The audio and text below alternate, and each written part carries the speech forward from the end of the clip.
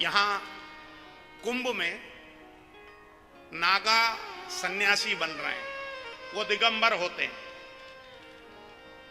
अखाड़े के जो महामंडलेश्वर हैं उनको दीक्षित करते हैं। ये जो कुंभ है, इस कुंभ की संज्ञा राजेश्वरी कुंभ है। इसलिए इस प्रयागराज के कुंभ में जो भी नागा दीक्षित होते हैं उनको राजेश्वरी नागा कहा जाता है।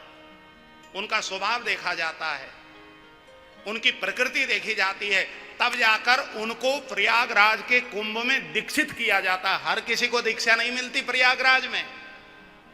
जो राजसी स्वभाव का होगा, जो ज्ञान प्राप्त करने के लिए राजसी स्वभाव के साथ वो बिल्कुल धीर गंभीरता के साथ आगे बढ़ता है, उसको यहां दीक्षा मिलती है।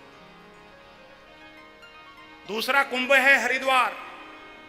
हरिद्वार का जो कुंभ है वो बर्फानी कुंभ है। हरिद्वार में जो नागा दीक्षित होते हैं उनको बर्फानी नागा कहा जाता है। उनकी संज्ञा होती है। कभी नागाओं को जाकर पूछना आप कौन से नागा हो, तो वो बताएंगे हम बर्फानी हैं। बर्फानी का मतलब वो हरिद्वार में उन्होंने दीक्षा लिया है।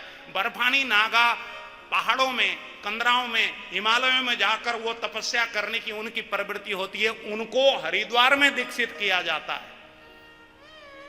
और तीसरा कुंभ है उज्जैन, महाकाल की नगरी।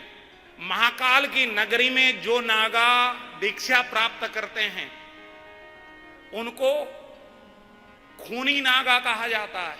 जो लड़ने, मरने, मारने तक आमादा हो जाएं, जो क्रोधी स्वभाव के हैं, उनको